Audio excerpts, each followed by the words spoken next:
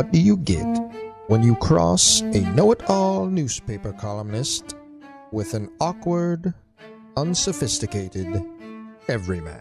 Yeah. Well, I'm just not sure about that right now.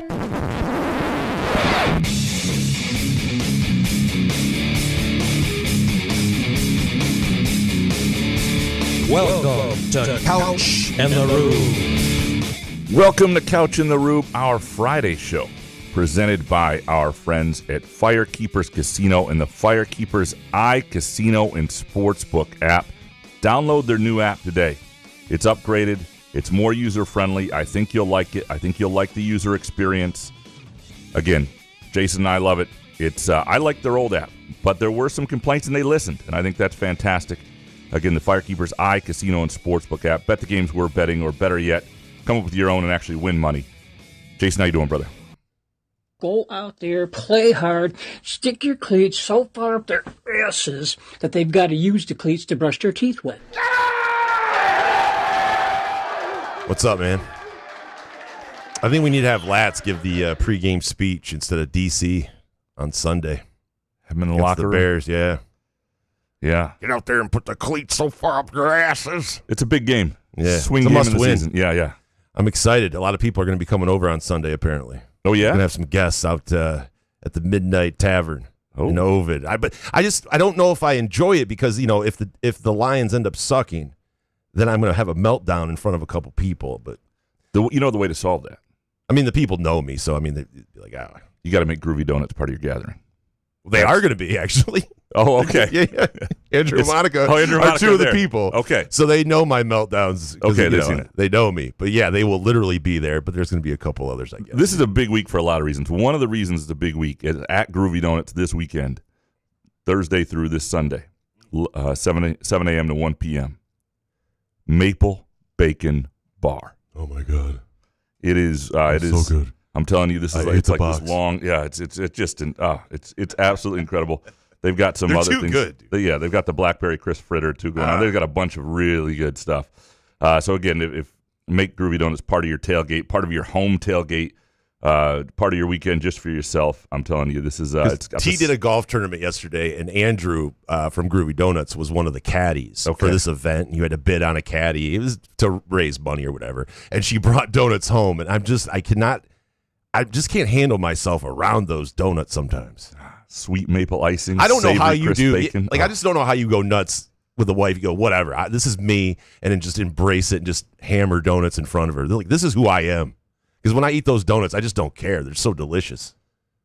No, I think it's just the ability. You get 6 for the road. Like, I get that. It makes sense to me. They make me eat. Like, I eat them just like a crazed person sometimes. But Raccoon Graham comes out a little bit even in the day because what happens is we cut bits. You know, you cut pieces and you have a little bit at a time. Which is smart. 6, I just I would come back for more bits. Like, well, I do, and my bit's always a little bit. I'm always pushing the envelope of how big my bit can be. So it looks like I didn't take. See, that's why you just need to break free, dude. Yeah. You just hammer one. Yeah. Baby, this is who I am. Go to groovydonuts.com. Anyway. All right. 2 locations, Lake Lansing Road in East Lansing, and, of course, in Williamston as well, 7 a.m. to 1 p.m., Thursday through Sunday. We have what I think is going to be a good show today. Groovy Donut Twitter questions, some really good stuff.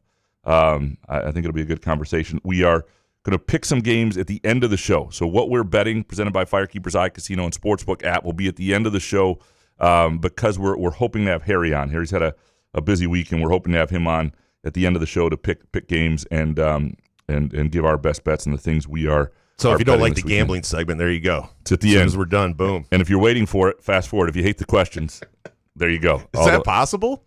I mean, come on. The questions are some of the best parts of this stupid show. But maybe you're relying on us for your income, for your financial well-being. That's really sad. Yeah, it would be Hopefully sad. It's just Harry. Yeah. Good Lord. All right. Do we want to dig into these Groovy Donut Twitter questions? All right. Yep. Shep up first. Please rate Aiden Childs on the following 1 through 10 college quarterback scale. If 1 is Damon Dowdell and 10 is Drew Stanton.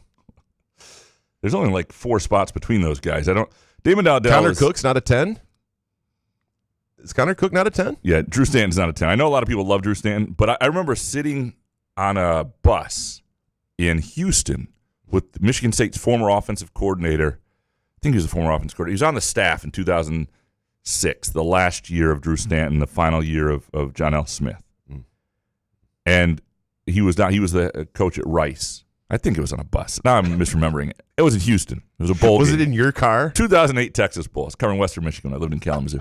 But we were just shooting the breeze about that era when he was there and just how much Stanton struggles. Like, Stanton was a great quarterback in 2005, and how much his senior year not being very good hurt Michigan State. Now, the coaches could never figure it out. He just wasn't that good that year. And I think, and it led to, I mean, there are a lot of things that led to the downfall of that era, but Stanton was not great at the end. I think Stanton is misremembered a little bit. Dowdell, though, when people ask, are you a Michigan State fan and things like that, and obviously I answer, no, what absolutely not. Can be. It was the Herb Street answer. No, but there was this period in my life, obviously, as a kid where I was, teenager I was, and even into my early 20s. And I do remember the last time being angry about a Michigan State football moment was a Damon Dowdell interception to a Rutgers defensive tackle. I think it was taken back for a pick six. And it was 2003, 4, whatever year that was. And I had to go cover a high school volleyball tournament in Forreston, which is like 15 miles south of Freeport, and driving down Baileyville Road all annoyed about that and didn't see the end. Like, that's like my last memory of fandom with Michigan State. So you can place that timeline on that. And Damon Dowdell is it. So I still have driving annoyed. I still have that visceral reaction that other people do to the Damon Dowdell interceptions. Do you not use a turn signal or something? Like, how do you drive? Like, it's a country road, 2-lane road, probably just going too fast. Like, just you start grabbing the wheel and turning it side to side. Probably doing 68 instead of 56, whatever. A little quick through the cornfields. Yeah. Where to rate Aiden Giles on a 1 to 10 college QB scale right now? Incomplete. It's very incomplete. Because right now you have all sorts of grades all over the place. You have games that have been a 3 and a 2. You have games that have been a 5. You have the last game and second half in overtime, which is up there like an 8 and a 9. And you have to do it with consistency. So what is he now? I don't know. That's the challenge with that. And people want an answer, but if you give them an answer, they're going to hold you to that, right? And right, it is incomplete. You just really can't say right now. Because I think if you try to average them together and you say he's a 6 or a 5 or whatever, I was going to go 7 and be nice about it, or even still, a 7. I think that's kind of high. Yeah, we just don't know. He was better than that the second half of last game, but he was not better than that for parts of the first. Like, so what is he? It's an impossible answer right now, and I think it's one of those things. Ask that question after the Nebraska game when he's played 2 games on the road against USC and Nebraska. We'll have a better sense. Parker Weiss next. What constitutes success for MSU this Saturday?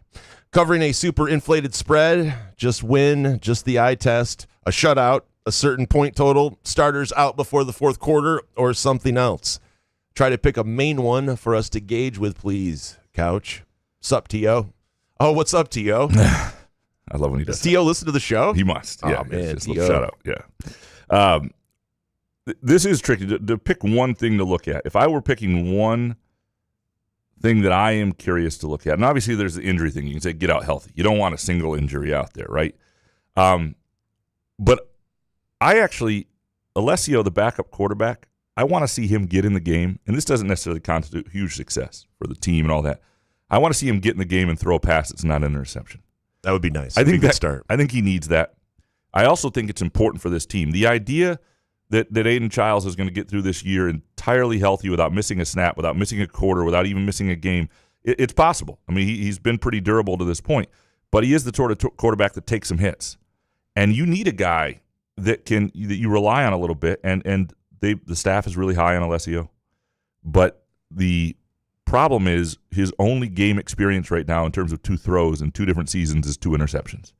Like, people need to see it. And not only that, he probably needs to see it. I think him having a good quarter, a couple possessions, some actual passes that are completed, I think these would all be big deals potentially for the season that aren't even seen in the moment. And there's lots of stuff you could say, in terms of, dominating the line of scrimmage, pressure on the quarterback. But all that will be sort of couched in the idea that you're playing an inferior opponent at a lower level. And so what does it actually mean going forward? I think the biggest thing you could see that's success for me is guys who don't usually get opportunities doing something that makes you go, and that includes Alessio. Jarrett, why does Joe Rossi have a good reputation as a DC before coming to Michigan State? Well, he was good at Minnesota. They had some really good defenses. 23, 22, so he came in 24. I think it was one of those years they were really phenomenal. They beat the heck out of MSU once there as well. Doesn't he need some guys though? Yeah, he's well regarded. He's just well regarded, and it's the lack of pass rush on Rossi, right? Well, I think what he actually does for pass rush, and we saw it early last year, is fairly sophisticated, and we saw sort of this layering of pressure. The problem is once they started facing high major teams and they had some injuries, they couldn't do it, which spoke to the talent level. Now, as a coordinator, it's your job to do the best you have with what you have, and great coordinators get the most out of it. I think Scotty Hazelton was not a great coordinator, but he did have a season where I thought he got the most out of that defense. That 2021 year that a lot will be remembered for that offense and Kenneth Walker and Jaden Reed and Jalen Naylor and all that stuff. But the bend but don't break approach that drove people nuts. They were an opportunistic defense, and I still remember him talking about, we're doing what we have to do, he said, to survive.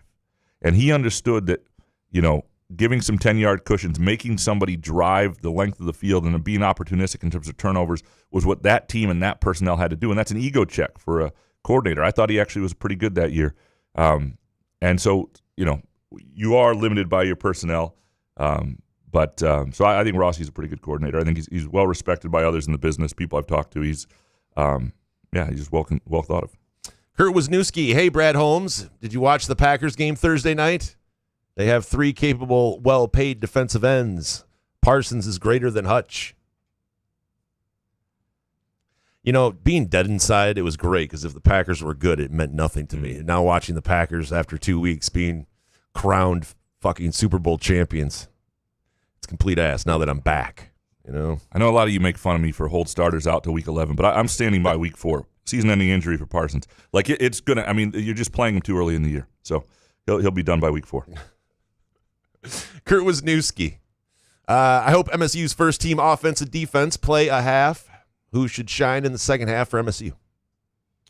Well, I mentioned Alessio. I don't know if they'll I'm curious. I had this conversation on Spartan Speak with Solari yesterday, not to plug another podcast. I think people are aware. We'll fix that in post. That's quite okay. Graham. If you want to listen to that, go ahead. But one of the things, like a guy like Jace Clarizio, the freshman running back out of East Lansing, I don't know if he's healthy enough to play yet. It's a calf thing been nagging him. The question I think MSU staff would have with him and any freshman and young guys you want to see, be it in the secondary or elsewhere, pass rush is like, are you planning to redshirt a guy? Have you made that decision yet? Because if you've made a decision you're not going to redshirt somebody, then this is a great game to play them. If you are still considering redshirting them and you get 4 games to play plus the bowl game, then you probably want to hold off at this point. Use them if there's an injury, use them in a more consequential situation. But this is a great game to get reps. And so I think, there are some other receivers too who they've been high on that you want to see outside of the top 2. And you started to see that with McCray last week and like more of him and more of what they have there. And so I'm curious to see a lot of that stuff. I think the second half could be just a dud of a second half where it's like, oh my God, it's sunny out, the game's a blowout, this game has no energy. But it could also be one where you're seeing some young guys do some things, and those are always, I go back to, you want to talk about my MSU fandom, I go back to a game in 98 I went to with my dad, saw Michigan State beat up on Central Michigan, where at some point, I think in the second half, both Sean Foster went to my old high school and Little John Flowers went to Kalamazoo Loy Norix, where I used to work. It's all about you. Yeah. They both had really long touchdown runs, and that was when Cedric Irvin was a junior, and like that just felt like a moment for those two guys, and so you want to see those sort of things happen for Michigan State. What a memory this guy has. Can't remember last week. Couldn't find my digital recorder all week that they found over at MSU. I had no idea. Oh, is that why there's that picture of you looking through?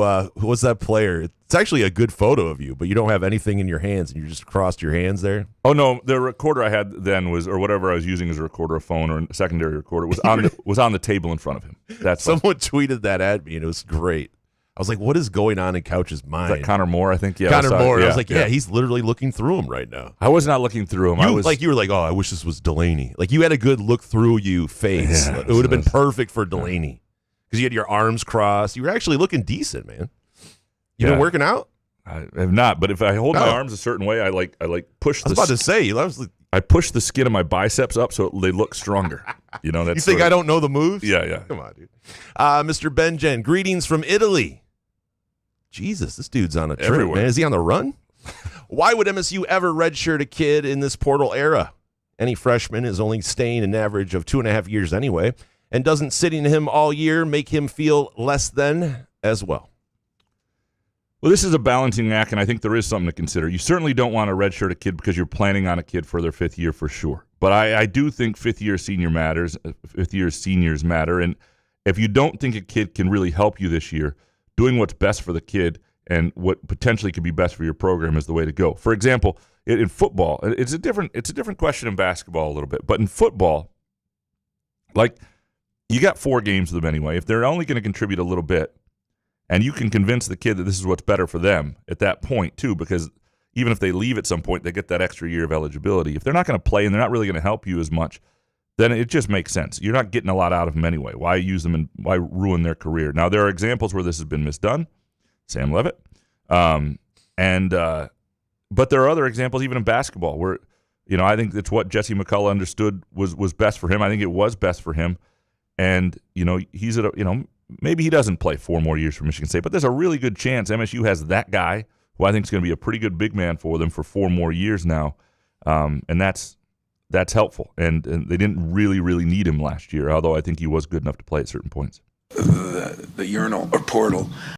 Spartan 18770, if Aiden Childs finishes in the top 5 rankings of the conference, does he enter the NFL draft? I think it all depends on what his draft projection was. I don't think it matters about stats. I think it's all about, like, if Aiden Childs is a first-round pick, he's probably gone. If he's a first 2-round pick, he's probably gone. I think beyond that, the thing you have to understand if you're a quarterback, and most of these guys get pretty good advice on this these days. You don't see, especially in the NIL era where they can make good money sticking around.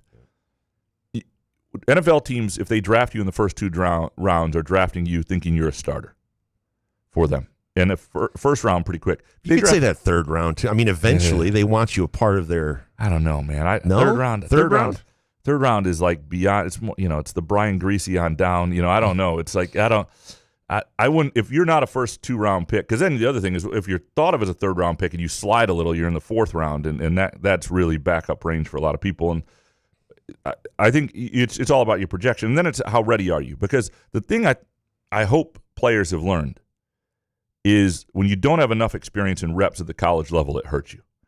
And it's for quarterbacks especially, you only get one shot is sort of the apple of somebody's eye in the NFL, and then you become a journeyman. You bounce around like Justin Fields. He got one shot with the Bears to be that, and now he's a journeyman, right? And so it's not that he won't have an NFL career, but nobody else ever thinks of you that way or pays you that way. Very rarely is there a Sam Darnold situation. So it'll depend on the year he has and then how he's projected, and then should for himself too. If he's not a first-round pick, but he's not, is he ready? Is there more to get to be ready to be a better pro when he shows up? Because you get one shot. Spartan, what good and bad has surprised you the most with this MSU football team? Good is, I just haven't seen a team run the ball as well as they have in a little while at Michigan State. So Mekhi Frazier, I figured he was probably a decent back and sort of through the tea leaves that he might be the starter, but he's looked like a legitimate Big Ten back. So the offensive line, run blocking, and then obviously Childs, I didn't know what he was going to do. I think the first game did not surprise me. The second half, I thought he was really good.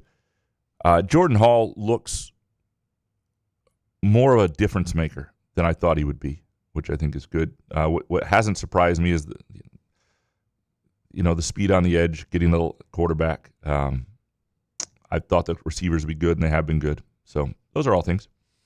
Next one from Spartan. Should MSU's football team leave for California immediately after the game to adjust to the time difference? It's not like you're going to New Zealand. I don't think you need that much time. I think they'll probably leave Thursday. They haven't been asked about this yet. because last year they couldn't leave a day early because the game was Friday. So my guess is they will leave Thursday. That's what you tend to do with teams these days, although it is a late game. I'm already preparing myself for the game on the 20th. Yeah, absolutely. I stayed up last night for the whole game, even though it was a terrible game. But, yeah, I got to start doing it. I got to get reps in myself. It would be like if you're an employer in the state of Michigan, to be fair to your employees, you really ought to shift the workday an hour or two next week just to help people prepare. That would be the nice thing to do. John Howard, starting nearly every podcast with, I think today is going to be a good show. Makes me wonder, what Twitter questions or hot takes would you make you think otherwise? Shows are always good in my mind. Thanks for keeping up the good work. Appreciate you, John. I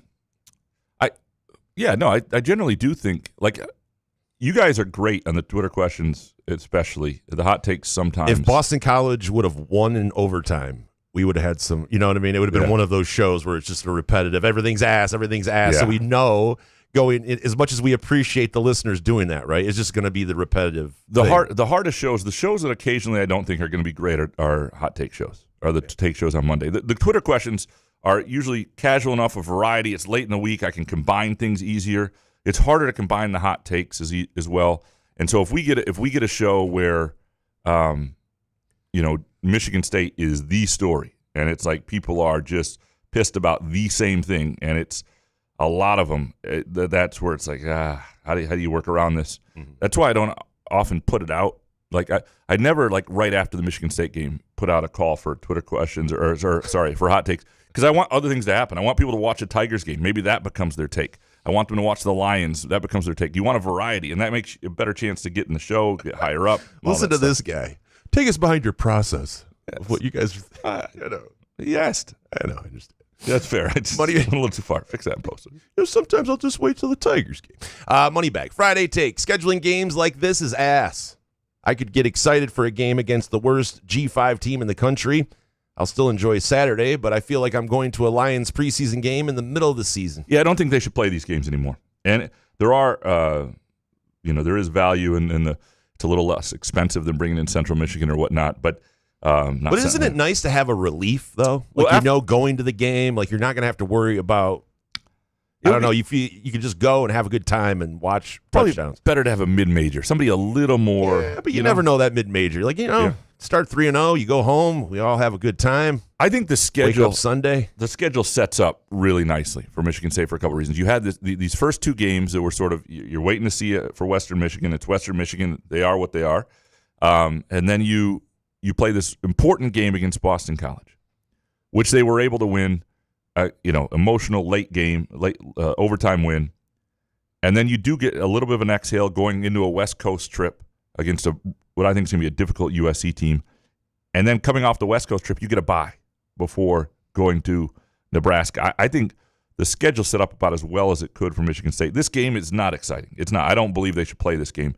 But I do think because they won last week, people will be able to enjoy just being around Michigan State football. But if they had lost this week, this game would have been the worst, the absolute worst to have. Nothing to prove out of it. You celebrate a touchdown you scored. You just scored a touchdown against Youngstown State. Why are you celebrating? In fact, they shouldn't. If you this week, you can feel like you're celebrating what's a season that's on a good trajectory when you score a touchdown. If they had lost last week, there should be zero celebrations of anything you do because you are playing a team with a $15 million less payroll, and you're playing a team with 22 fewer scholarships. Yep. Fix that in post. Moneybag. What's the worst experience you've had with an opposing fan? Could be in person or online. I've not had many bad experiences with fans. No one's come up to you and said something. Early on, and it was a Michigan State fan. I think I've told this story. David Jackson. It was not. I love David. Almost Michigan State fan. 2013 first game of 2013. So keep in mind, 2012 is my first year covering Michigan State football. It's a frustrating season for a lot of people. I was the new columnist of the LSJ. I wrote some tough columns on what was on that season. Going into the opener, nobody knows it's going to be a great year. There's some concerns about a lot of things. I park where I park right outside Spartan Stadium. It's like a lot with a lot of tailgaters. And I've got my wife with me because she's going to the game with her late father. They're meeting there. And we're walking into the stadium and somebody yells, "Hey, couch!" Like flips me off or says "fuck you" or whatever it was. They were not, I was not beloved by any means. Not that I am now. I'm just saying it was not.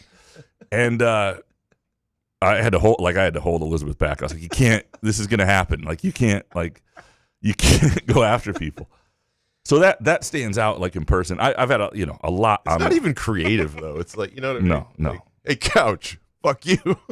I've had a lot online with different fan bases, but some of it I poked and there have been a lot of Michigan fans that I now mute that have been just really yeah, but you bring a lot of that on yourself though. Some of it, you know what I mean? Some of it I do. But yes, some people should be blocked and muted, whatever. But you do bring it. I do poke them once in a while, and so yeah, and I forget about them because I do mute them. I don't see them again. Like I give you 2 chances before I mute you. I don't like you can be really emotionally uncouth and awful once, and I'll be like, all right, that guy's having a bad day. Hey, couch, fuck you. If you send, I don't mind that even. Really, it's the see that's not even funny or it's creative. The more though. personal. Yeah, it's like, but if you really come at me a second time, like I don't need this in my life, I'm gonna mute you. And there are very few people I blocked. I have a couple, but I can't even. But remember again, muting is blocking because you just said you mute someone, you never see them again. You don't see them, that right. they don't know. Yeah, you don't. It's kind of like the chicken shit way to do it, but I understand it.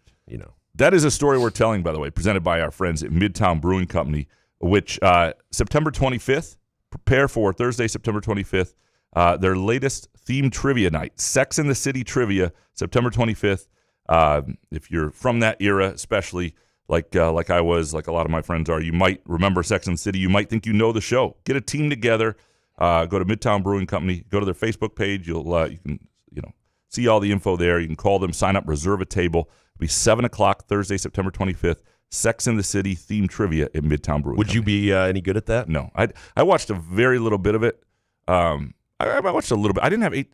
I don't know if I could. Were you dating someone at the time? Please tell me you were dating someone. I mean, what, you'd watch that as a single dude? Well, we didn't. So that was mostly. When was it on? Hold on, give me some off. One second. Off.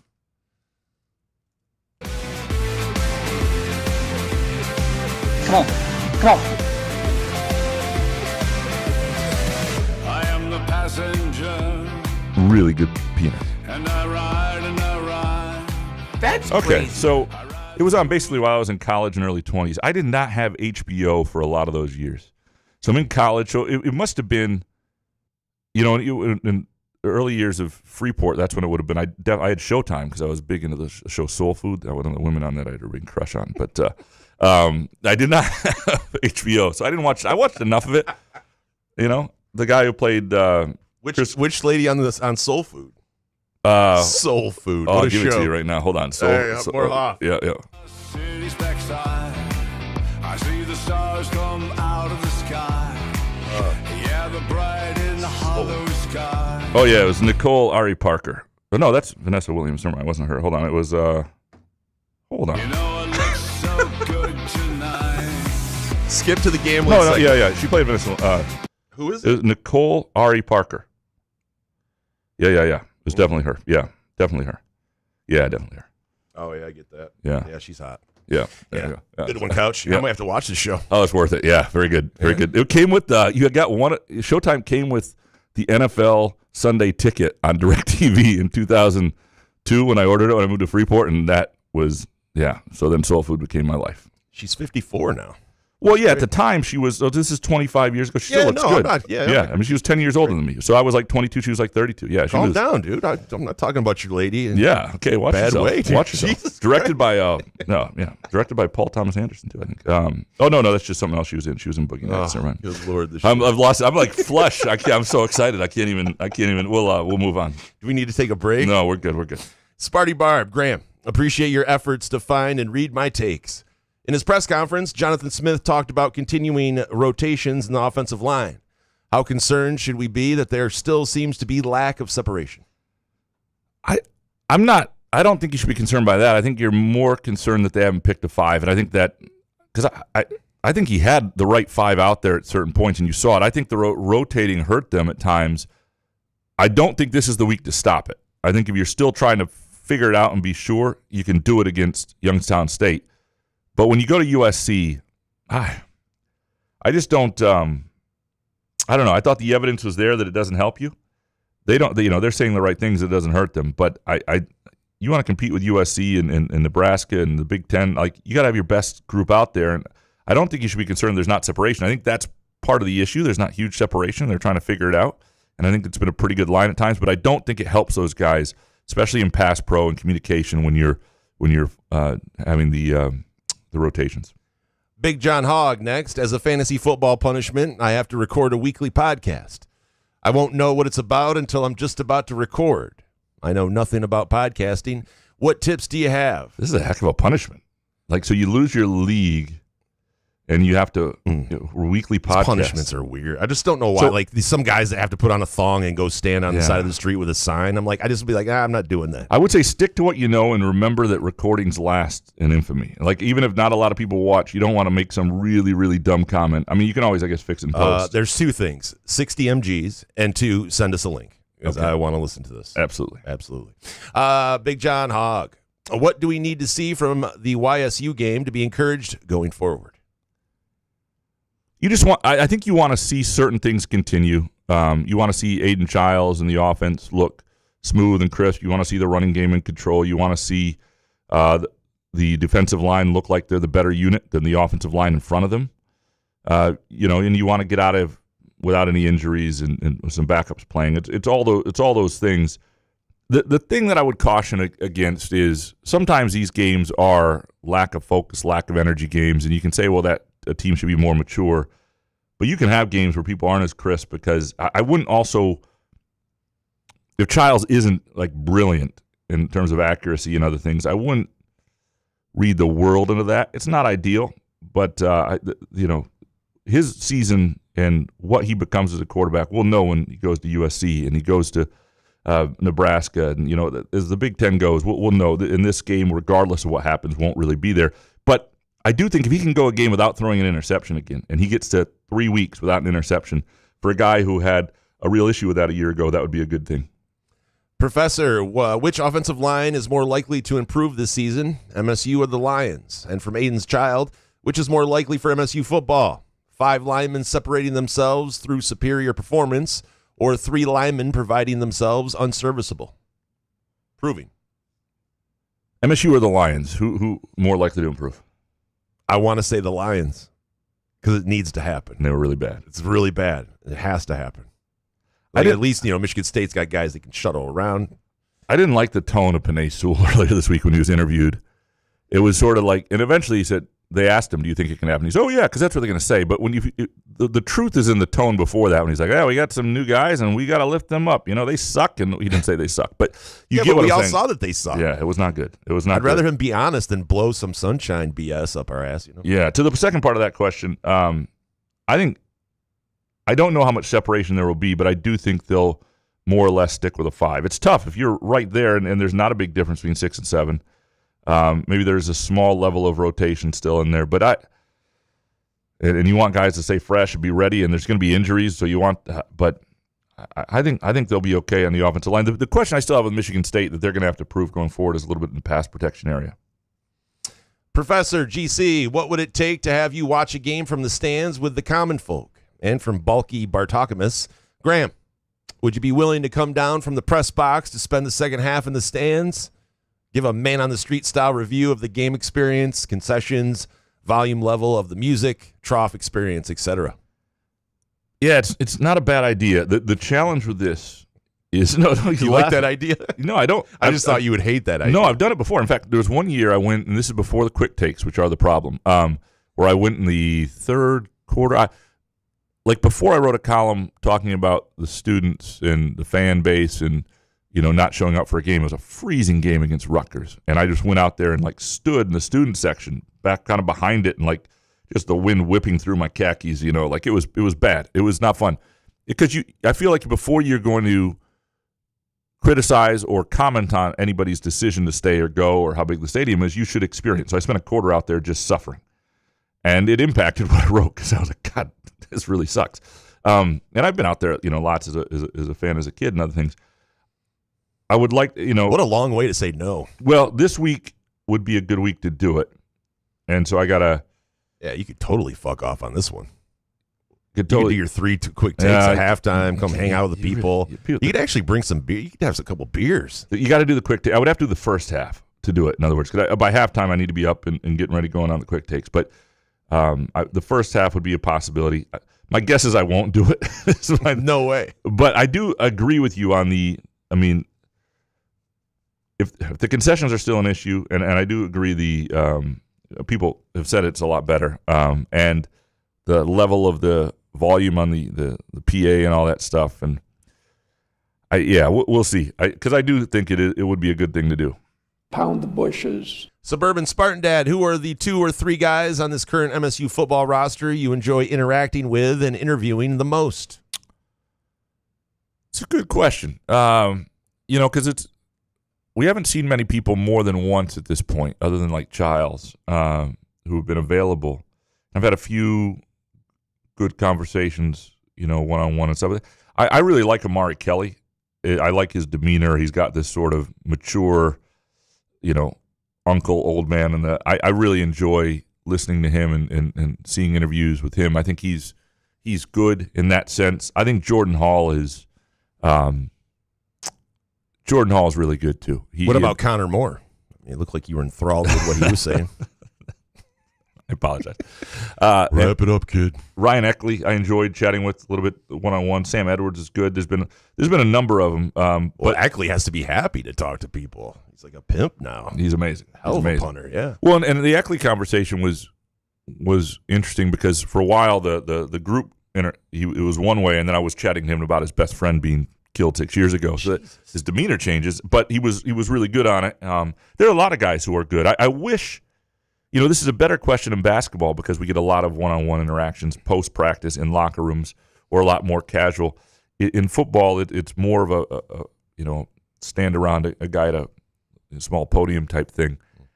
And because I'll give you an example where I think that hurts is you look at the 2 young running backs, and I think both of them were really good when they were around smaller groups and but you get them in front of a podium post game, and their eyes are a little wide, and they're just not as good. So I don't know that I know the full answer to that. It's something to ask a few weeks. But there are some guys I really enjoy. I enjoy him, Ari Kelly, Jordan Hall, Ryan Eckley for sure. Cooper, Graham, have readership numbers gone up after the BC game? The energy feels very different now. 100%. This is. Really? I mean, things are through the roof. Oh gosh, really? Yeah. Everything you write right now is just The numbers are tremendous. Now, they are most Septembers. Next month is going to be great for you guys. It's going to be a windfall of cash, all those $20 bills flying around. And then, unbelievable. And then, obviously, November basketball starts as well, so you're good. But this is a pretty good – you can just see there's some energy and there's some hope, and people are – the thing that you get when people are excited about the team or hopeful about the team that is really a shame when you lose is the stories about people that aren't takes. So – the anger takes when they're bad, people always read on.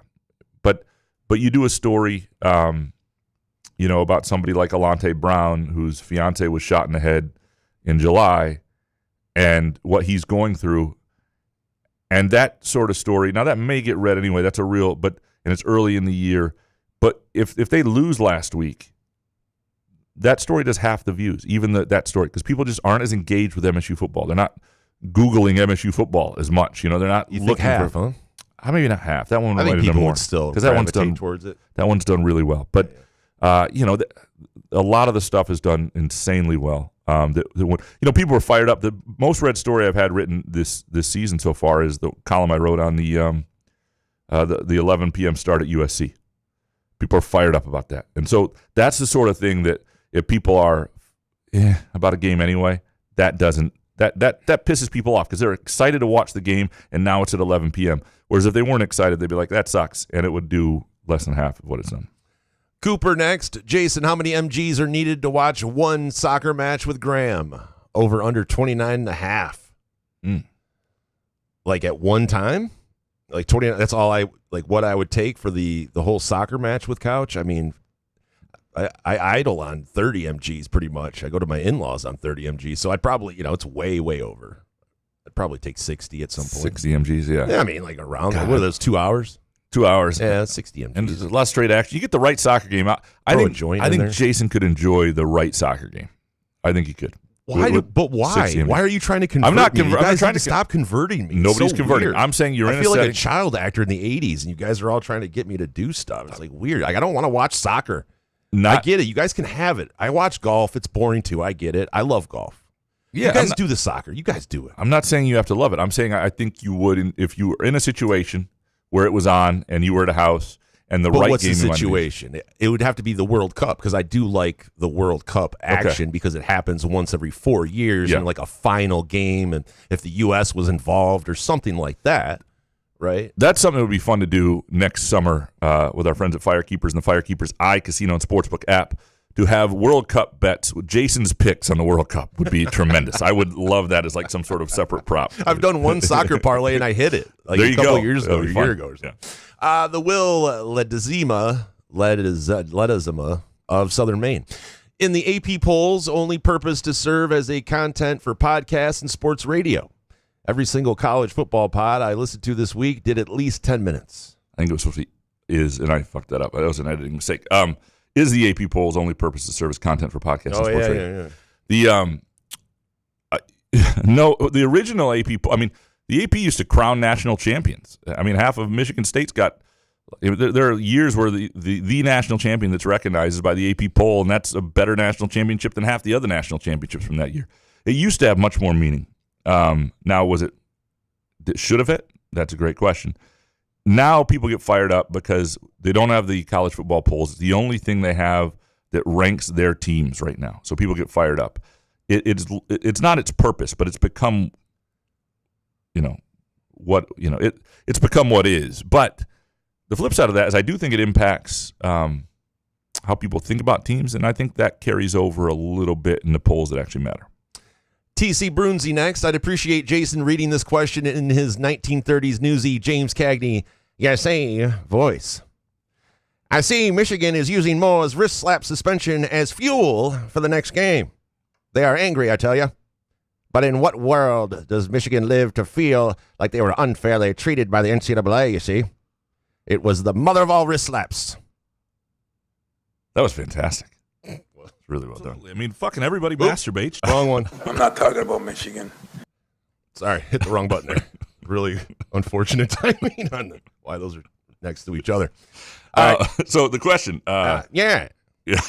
Oh, do I have to answer too? In what world does U of M feel they were unfairly treated by the NCAA? Yeah, I think they think that they don't give a fuck. You see? Yeah, they move on with their lives. They just celebrate championships that they cheated with. They think the and one half of 1998 Nebraska, back in the day when things were great. Sorry. They think the NCAA hated Harbaugh and therefore hates them, and that was it. Yeah. TC, if the College Football Playoff Committee includes strength of schedule as a consideration, but the strength of that schedule is primarily AP rankings by clueless national press voters who are starry-eyed for the big brands, then the whole thing seems like a sham. Your thoughts? This is why the 12-team playoff matters, because nobody's getting left out of it. It's like the NCAA tournament. Nobody's getting left out of the field that has a chance. You get bubble teams that get screwed, but in college football, the 13th and 14th team may have an argument, but rarely is that team really have a chance to be the national champion anymore, and that's why I like it, because there is a bit of, the AP rankings, I think, do influence opinions, which do influence the College Football Committee. To what extent, I don't know, and they don't always line up. And I will say this, once the College Football Committee rankings come out, I can't imagine anybody's looking at any other poll, because why would anybody care?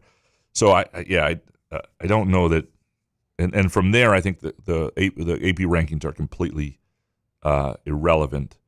I don't, you're right, though. And I don't think all national press is clueless. I think national press would actually be better at ranking than a lot of the beat writers, because they're sort of sitting from afar and watching more games. Now, sometimes they're only watching the top games, and I get that complaint too. It should be a committee of Eblings. We've talked about this. It should be Jack Ebling times 10, just sitting there watching football on Saturdays, and without a single game to watch. They would love it. I've had nightmares like that. Eblings everywhere. TC Brunzi, USA Today ran a story suggesting Ohio State could leave the Big Ten because they don't want or need revenue sharing. This recalls the failed European Super League, ESL, of 2021. Could the NCAA respond by banning Ohio State from bowls and college football playoffs? Need to be nipped in the bud. I don't think they're going to leave the Big Ten. Nobody's leaving the Big Ten. What could happen is, and you've seen stories on this, the idea that the next media rights contracts, not everybody in the Big Ten is getting the same share. And I think that's a problem too. I think if you start giving teams different pieces of the pie because they have a bigger brand, it just feeds on itself.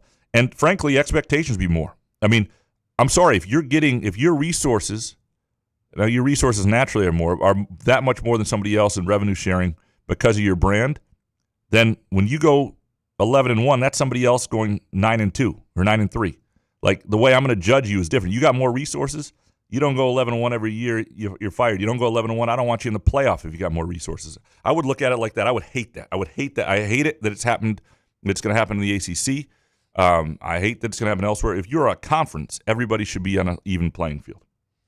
Scott, if Ryan Eckley wins the Ray Guy Award this season, could we see him being one of the rare punters who skipped their senior year for the NFL draft? Only a couple who have done this and are all were pre-NIL. It's a good question. MSU will have to pay him to stay, but if you're that good, and punter's a competitive position too, so he's been so good the first 2 weeks. It's hard to believe he'll keep this up to this degree. If he is this good all year, I don't see how you stay. Like, you're an NFL punter, and you've just seen the last guy who was at Michigan State, Bryce Behringer, is an NFL punter, and he's stuck and been really good, so you can trust what you're seeing. He has that leg. He has that touch to put the ball where he wants it to. You got to have the booming leg in the NFL, and he has it. That's what, like, Mike Sadler was an elite college punter. He did not have quite the booming leg that Ryan Eckley has, and so that is a I'll be very. How much money is it going to cost to keep Eckley? Mil? I don't know. Mil to a punter? Is that weird? Is that crazy now? It seems crazy, but it does. But boy, he's good. Yeah. David Jackson. Should I buy the NHL package this year so I can watch the Red Wings? They'll make the playoffs, right? It depends how you want to. Buenos tardes. It is time for the Detroit Red Wings Gambling Update with Gramanito Couch and Jason Heat. Man. Just any reason to play that, sorry. No, you're good.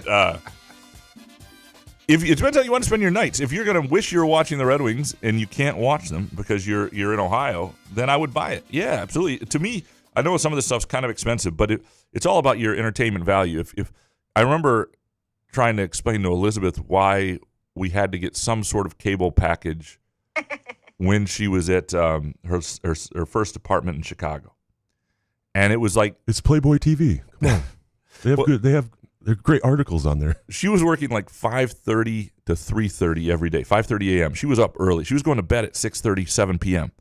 So when I was visiting, it was like, is that one of your favorite times in the relationship? It was amazing. I'm sure she was great. Yeah. But there was a couple bars nearby that I could go watch games. The Holiday Club was nearby there, and I thought, but I said, I'm going to spend like $75 a night on beer and food, watching games, or we can just have cable. So if what you think you'd like to do to watch if you're going to watch a lot of Red Wings games, I think it's always worth the package. What a threat by you, though. You really want me down there spending $80? You probably upped it to like $100, right? Because those games, if you're going to watch a 3.5-hour game there. I remember those tabs.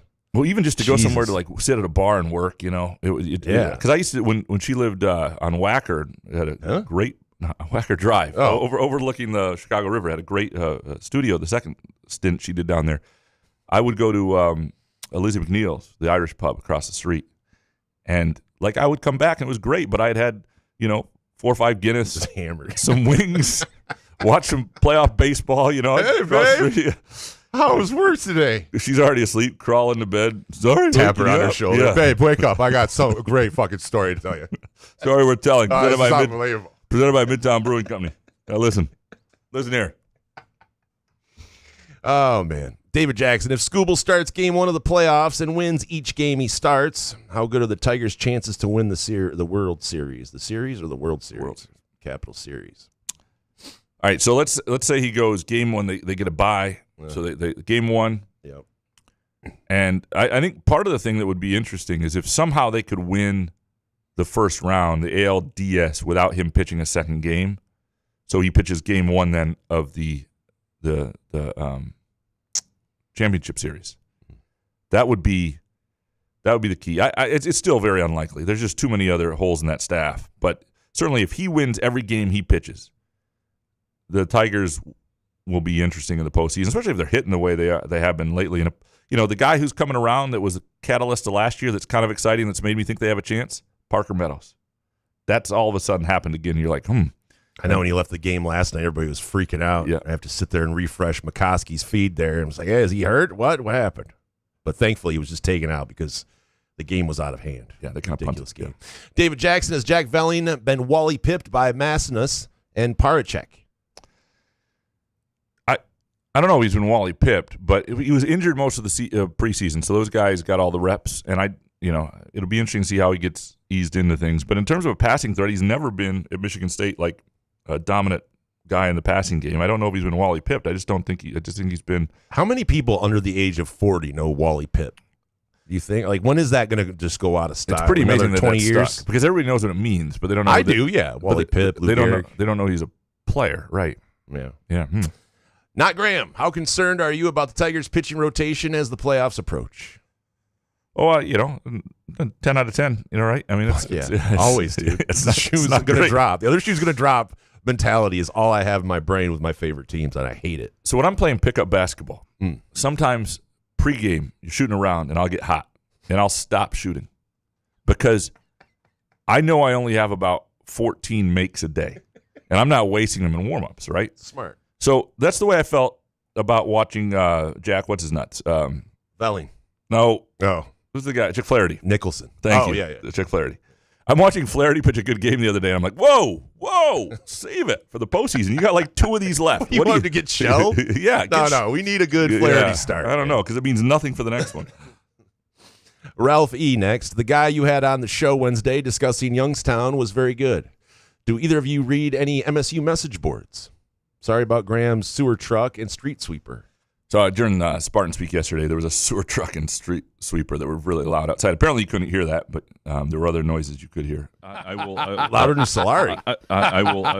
Well, so you mentioned it, and then no one in the audience heard it, like you do on this show. I mentioned it twice. I was like complaining about it constantly. I know you do that on this show, and then no one hears it. Hey, I do not read any MSU message boards. I don't do any message. I mean, Reddit's technically a message board-ish kind of thing, but I don't really.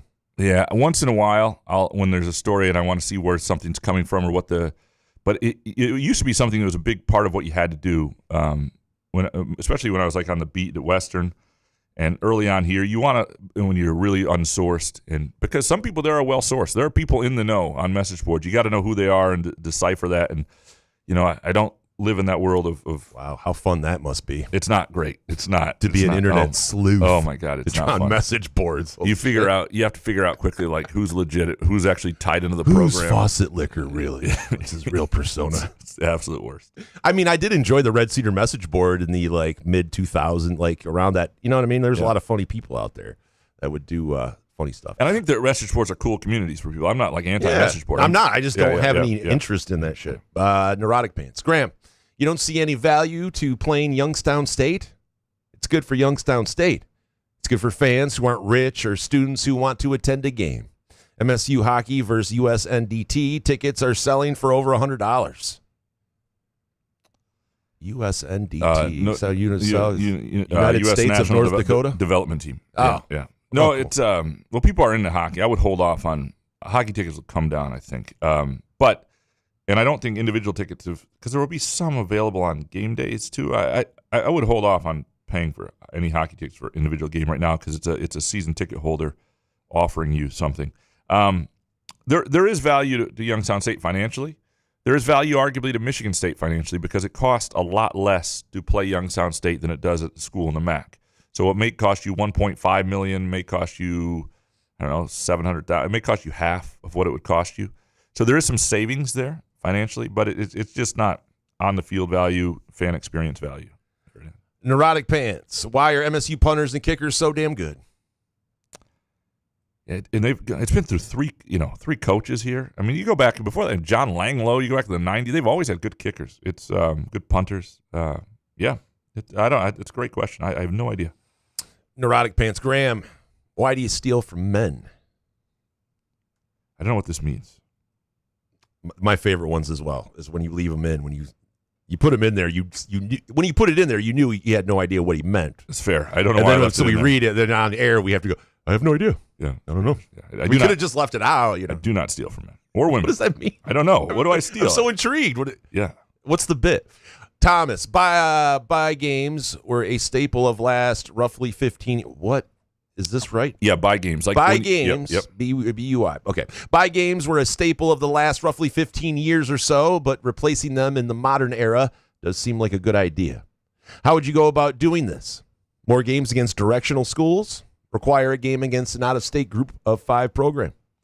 So buy games are, when you pay to have an opponent come, $1.5 million to get, against CMU. Buy games are still with the MAC. Those are buy games too. So you're not going to get rid of them entirely. And the ecosystem of college football, I think, needs them to some degree, and maybe the 1AAs need them to some degree. Although they've taken advantage of the prices going up with the other schools. I'm not saying you get rid of them. I think you want to play 10 Power 4 conference games a year at minimum, and you don't want to play 12 for sure.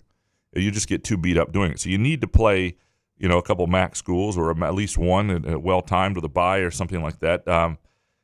I just think it's you should be playing teams that have the same number of scholarships with you. You're not going to have it perfect with the finances, never has been, but I think because of the transfer, not just the transfer, the ability to transfer and play right away that every school has now, that FCS schools, formerly 1AA, used to have over those schools.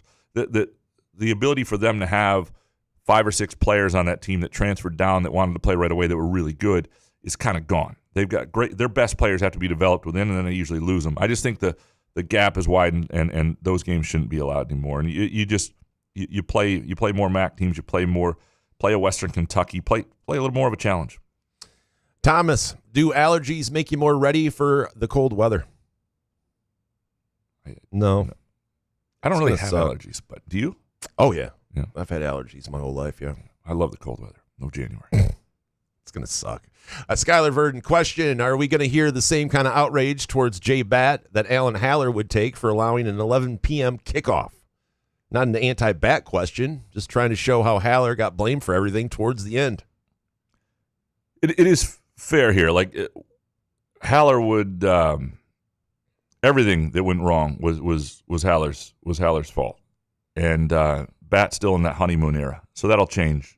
As look, he should have a honeymoon era, and Haller just became a punching bag. He did for some people, not for everybody, but for some people on things that were going wrong, and that goes from, and some things were legitimately not happening at the level they needed to happen. I'm not saying that the move didn't need to be made or shouldn't have been made. And what I'm saying is there were a lot of other things that, any little thing that didn't happen, recruits not signing the football program, whatever it was on Haller, and that was bullshit.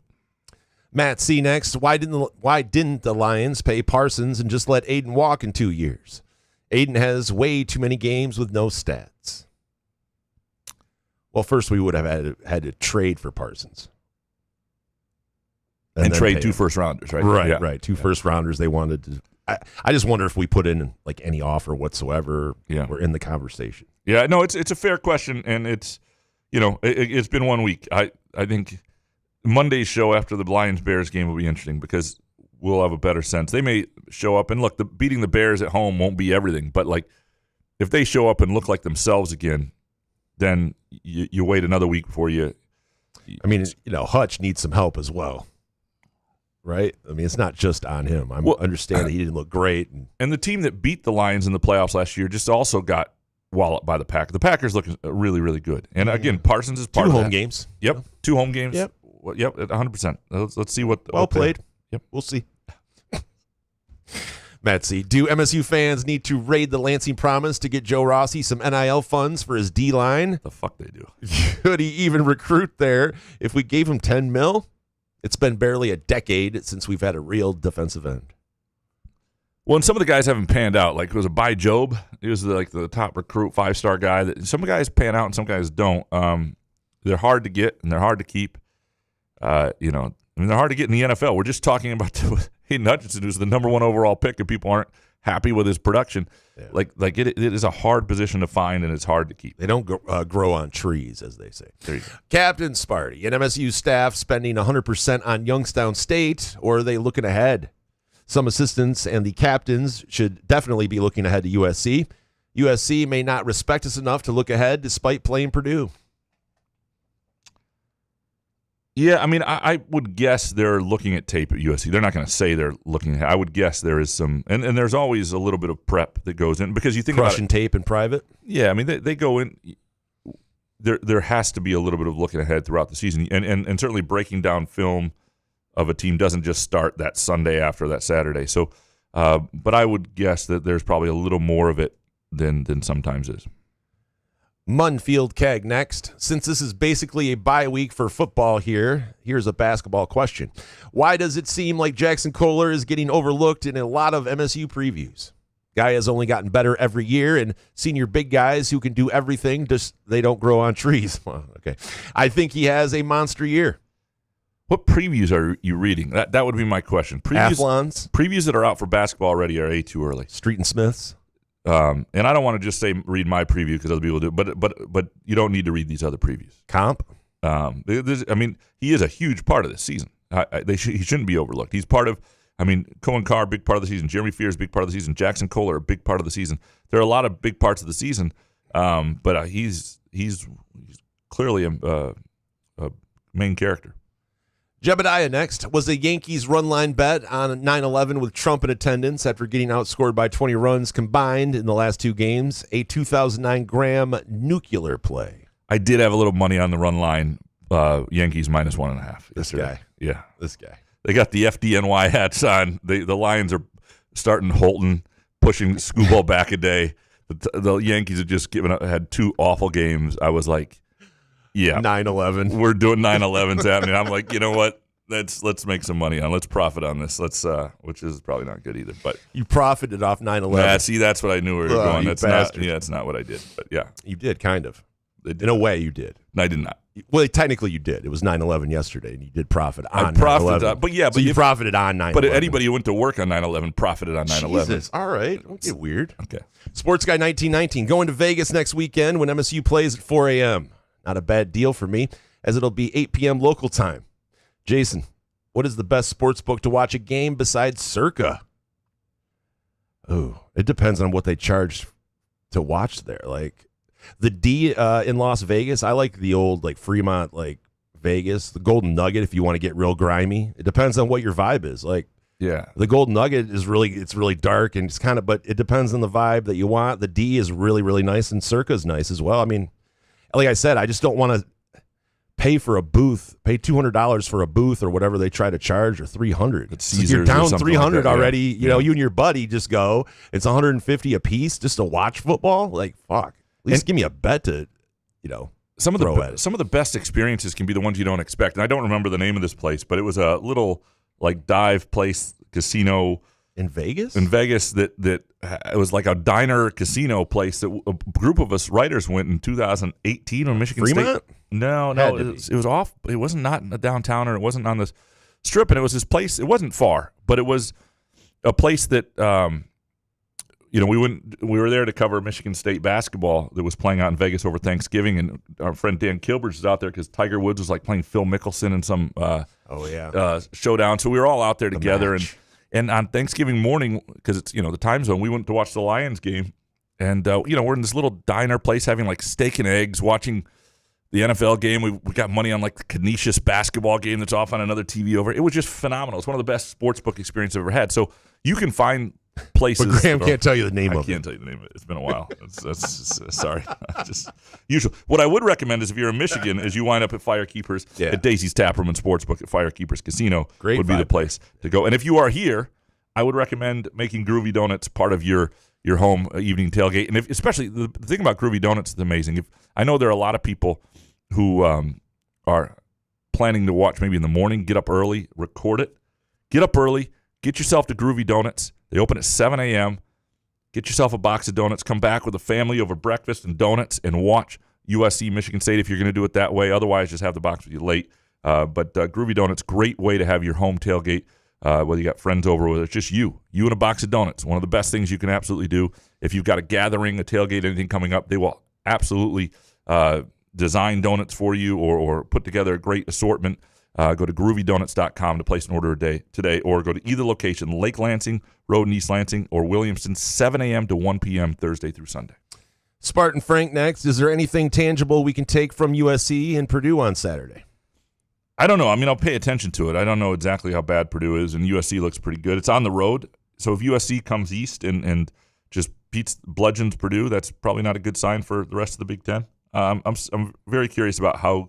Yeah, but what if Purdue's ass? I mean, right. That's the thing. We don't know. We probably won't know. Chris Eastlick, I can't be the only one who wanted to be a fly on the wall and see the reaction as Josh Pate read Graham's tweet, giving him the rundown of, I got 20 years in this business. Man, you're the best, Couch. It really is. When you go there, there's really no way to end it to where you look cool.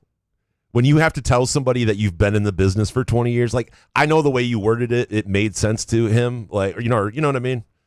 Because here's what I'm trying to when tell. you start doing that, it's because here's what I'm trying to tell Josh Pate. And Josh Pate is a very talented guy who's more talented than me and has done great things. And I respect his path because it came out of nowhere. But he's not been in the business as long. He hasn't, and the business has changed. I'm just trying to let him know that he's got it wrong here. And just because he sees certain things from his vantage point doesn't mean that's the way it is. It's another way. And that's what he needed to hear. Eastlick, how was MSU USC not the 7 p.m. CBS game? What's the point of Big Ten on CBS if I'm stuck with the Washington and Washington State game? And from DMB, why isn't Washington State the 11 p.m. game next week? So this is my understanding of it. And hold on, give me some hot for 1 second. He got it! Okay, here's what it has to do with. The game at Washington State is in Pullman, I believe. And so that means it's not part of the Big Ten's television package. This is why last year when Michigan State played at Boston College and it was a game that was on the ACC network and it was a night game, it didn't count towards MSU's night games because those are tied to the Big Ten deal in television. So the point being, this was not one of the offerings that the Big Ten contracted teams could ask for. And so none of the networks could ask for. And so nobody in the Big Ten, no Big Ten game can go up against the CBS has an exclusive window at 7:30, 8 o'clock. So I think that's part of it too. So basically it was not available to go. Nothing can go at 8 o'clock other than the NBC game. And I think in the order in which things were chosen, CBS took CBS took Michigan, Nebraska, number 1. And I think Fox is probably number 2. And they chose USC MSU as their next best game. But their only window they could do that in was the ultimate late window because NBC had the 7:30 game and eventually got Illinois and Indiana. So that's sort of how that happened. I think it sucks. I don't think it'll happen regularly. If it happens once every 5 years, it's something I think people will be able to deal with. Once every 5? Well, they only play. It's going to happen next year. I don't think so. They only play 3. Last year they did 3 games, only 2 in the Big Ten that were at 11 o'clock, and one was on a Friday night after the World Series. Fox does not do a lot of these windows, so I don't know that it becomes a problem. DMB, how does MSU win 8 or 9 games this year with limited pass rush? They don't. Yeah. So, I mean, they have to get to the quarterback to some degree. They have to figure that out. They're not going to win 9 games or probably 8. I mean, they could be really great offensively and win a lot of close games. I guess that's the path, but eventually you're going to be in big trouble. Clint Bainey, who leads Michigan State in tackles on Saturday? Well, you got to go with the guy who had 15 in the last game, who's playing middle linebacker, Jordan Hall. I would say that's him. All right. Next one from One Ball. Will Nick Marsh go to the NFL after this season? He can't. So the NFL has a rule that you have to be 3 years out of high school. And so this is only his second year out of high school. He's, barely 18 years old at this point.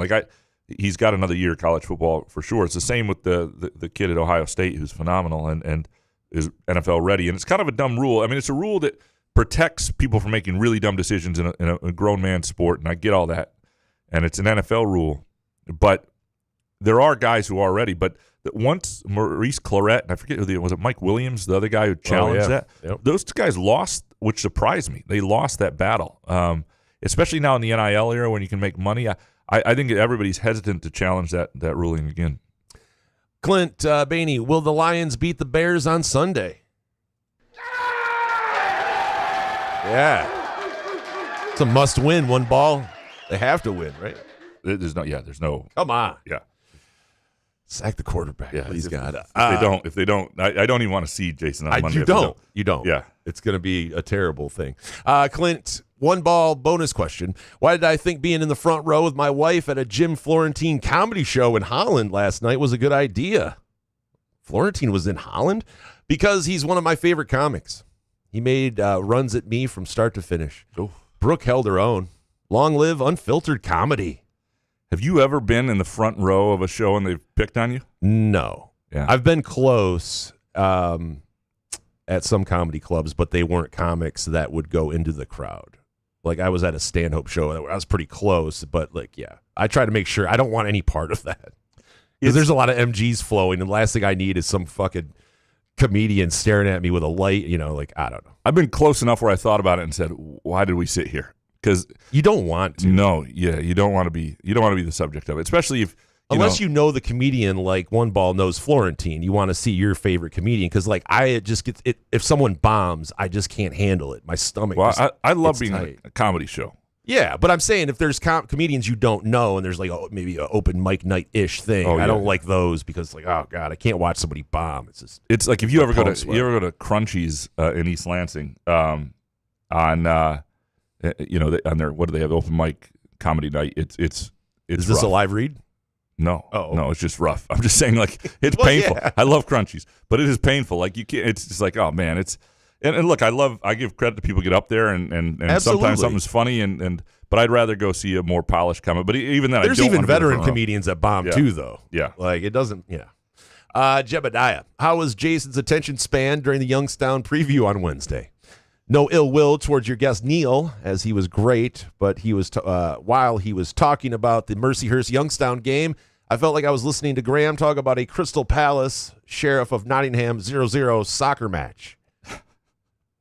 My attention span's bad, period. But I was actually listening to that one because I have to sometimes when the guest has their earbuds in or something like that, I have to ride so you have to make sure you listen to the whole thing. I mean, I try to listen anyway. But every once in a while. When he was talking about Youngstown State withholding plays possibly against Michigan State, that made me piqued your interest. It was. No, I was. A lot of people asked about the guest. One of my favorite thing about I remember being when I was covering Western Michigan, lived in Kalamazoo, by the way. I remember being on a lot of shows, heading into games when they would play bigger opponents, especially, and so you're running into bigger markets or places where they do a lot. And one of the things that drove me nuts is sometimes you would be interviewed by people who clearly didn't respect you or the team. Like it was like a 5-minute interview where they kind of I don't know. They didn't respect you, and they didn't respect the team there Western Michigan was, and you could feel it through the interview. And the lack of details they cared about and the whole thing. And that drove me nuts. And I've always promised myself when we're doing a show here and you're talking to somebody who's covering a team at a lower level, you're not going to disrespect them like that. Like they're doing the work. And like I remember early on, and this was a positive story, in 2008, wasn't that early, but Michigan State played at Nebraska to open the season, Bo Pelini's first game. And I went down there in Nebraska. They covered they were excited about Pelini. They were excited about things. Nakanaman Sue. Who's the fucking? How do you spell Nakanaman Sue? Was on the team. Anyway, it was a big deal down there, and they had it was like a Radio Row, and I did a couple different shows, and they did all these podcasts and things like on game day and the day before, and they were really nice, and they asked all these questions. They cared, and they thought, well, you're really well versed in this team, like a Power 5 team, and it felt good, and that was the exact opposite. And I always remember, people put in a lot of work to cover a team like this, and their fan bases do care, and the dismissive stuff drives me nuts. Jay Riemenschneider, maybe it wouldn't have worked, or maybe Mel Tucker could have had a top 10 roster and a top 10 salary right now. But everything that happened to his life since signing with MSU, do you think deep down Mel wishes he had stayed at Colorado? Well, rather than this? We don't have enough time for all of that. For sure. rather than this. I mean, I don't know that he was going to win there. The thing about if he got to keep all of his money, I think he wouldn't have cared. Yeah, but right. That's right. If he had gotten the 195 million or whatever. The thing about Mel Tucker is he became a head coach at a interesting time to become a head coach, right? He's a head coach for the first year in 2019, and that's pre-NIL. And so the game, he was a coach as the game was transitioning, and that was a hard time to be a successful head coach. It's easier to come in after it or to come in well before it and have something established. It was a hard time to convince your own boosters, hey, this is what we got to do now. And this is, so I don't know. I don't know what, Colorado might have been a really hard place. It was easier for Dion, but I don't know if it would have worked for Mel. Next one from Jay. When a coach is suspended from coaching and team activities, can he still attend games in the stands as a fan, whether home or in the road? That's a good question. You bought a ticket? Can you go into the stadium technically? As long as you didn't. It's not a great look. It's not a good look. It'll be a weird. Are you going to look. be like Bobby Valentine back in the day and just have a mustache and a hat? Yeah. As long as you're not there was a soccer game recently where the coach of Inter Miami was on the phone with the assistant, and it was who's he talking to? And then they show the assistant, and he's yelling into the phone on the sideline. It's okay, that's not great. You can't do that. Next one from Jay Graham. You know what kind of stories you like to write and get fan engagement? So for a 10-year stint, would you rather write about a football team like MSU that's had ups and downs, a rise and fall, coach hirings and firings, or write for a team like Alabama that was basically the best? So there's a lot of different elements to this. One is I would rather cover MSU. Not the ups and downs, rise and fall is great. It's not about just being the best. It's about how many people cover the team and how just hard it is to get decent stories that are just your own and cover it day to day. And then it's also about basketball and what their situation is there and the access there and what that season is, because that's my favorite sport to cover. But there's a guy that we've had on when Michigan State plays Purdue, who for a while covered Purdue for the paper in West Lafayette or in Lafayette, and then covered Ohio State. And did that for a while and covered the biggest thing. Now he's back covering Purdue for the Indy Star. It's a better life. There's access. You're telling better stories. It's just more now. Purdue sucks year over year over year. It can wear on you. But really, it's about if you're just around I don't know 700 chodes every day trying to get a quote that doesn't seem like covering anything to me. That doesn't seem like much fun. I just would have very little interest in that whatsoever. Max next. 6 schools and 13 athletes are tied up into the latest college betting scandal, but can we assume it is much larger than that? With the current NIL system where some players make millions while others get peanuts, it will likely get worse. It seems like the only real solution is to eliminate all prop bets. I do think prop bets in college sports probably should go away. But why? I think college athletes, young people, are still going to make stupid decisions. And I think that the gambling community, I feel like when something happens where a lot of money funnels into a prop, that the powers that be in the gambling industry they have it where they can figure out because they put a cap right on a lot of these prop bets where you can't just bet $5,000 on a prop. It's less about the players betting on themselves and that sort of scandal. It's more about the fan reaction to losing bets when a guy doesn't get 4.5 catches and what they have to deal with on social media. It's much better if you're pissed at the whole team because they didn't win and they didn't cover, that's one thing. I think when you're talking about a 19-year-old kid who didn't even if they're getting paid in NIL, I think the prop bet stuff is rough. And I don't mind, there are states where you can't even bet on the teams in state. I don't think that's great. But I do think maybe you just have it where if you're in Michigan, you can't bet on prop bets on Michigan and Michigan State players or in-state. I wouldn't mind that at all. Yeah, I don't know. Richard Kane, if you don't have a field pass, what are you doing before kickoff? Why not report on tailgating one game like Youngstown State? What is reporting on how it's going, how happy people are with it? Yeah. 3 quick takes. Man. I do have some. Yeah. Someone mentioned it up the other take up at the start of the show there. They want you to do it'd have to be a later come game. Down at halftime. Premier League soccer goes well into the tailgating time, so that would have to be a later game. Scotty Green's El Camino. Who runs Wildcat on 4th and short in the red zone? I'll tell you who. Brian Lindgren. Has anyone asked him about that play call? He needs to answer for his sins. Well, he was not. He has not been made available since then. It's one of the things that D'Antonio used to do that I enjoyed. Both coordinators were like available after the game, and you got a real sense of things. Dave Warner, things did not always go well for Dave Warner, but you know what? He was still up there answering the questions after the game, which I respected. By the way, to the tailgating, I'm not blowing off if tailgating is a story that people are upset about, or if there's something there, at some point that's a good story to do. It's not, as long as there's not soccer on. Well, I'm just kidding. When my job, like, for example, the week they play UCLA football at noon, that's inconvenient for the soccer watching, but I will be at the football game. That's the job, and I'm happy to do it. Thank you for sacrificing. You're welcome. We appreciate it. Chuck Fish, is that new show The Paper based on Graham's career? It is not. It has not gotten to that point. I had a buddy who almost was writing a sitcom. He lived in L.A. for a while, too, and he worked with me in Freeport, and he at one point worked on trying to write a sitcom based on his experience there. That's crazy. In which I was one of the main characters, the sports editor, and this woman who was the night editor. We were kind of the Sam and Diane characters. It never came to be. Straight to the trash. No, The Paper is sort of a caricature of the saddest of newspapers right now, but there are some elements of it that are truth. Not that is there like a Los character? Well, there's too many people like have his whole staff has no journalism experience. He's using like people who are in other areas. That doesn't happen to that extent. But there are places where like SI Maven. No, well that's a different deal. What I mean is he's using people in the newsroom like who might be the janitor or working at sales or whatever or work for a different company within the building, and they're like volunteering their time as journalists. There are newsrooms though where you have 0 people in them, not big places. And the other thing that it's sort of a takeoff of, they call it the Toledo Tower. It's clearly a takeoff of Tribune Tower, where my wife worked for a while, which is a real cool experience for a while. But what I mean is that's now an apartment building. There's no newsroom in there. But it was like a real, for her to get to work there was a real bucket list type gig, and you can tell that from the beginning of the show. They're trying to paint that too as well. It's a good show. It's not as good as The Office, but I would recommend it on Peacock. Scotty Green's El Camino. So, is it just a coincidence that Couch outed Dominic's employment and then he goes MIA? Where is he? Maybe a reverse wellness check called at 911?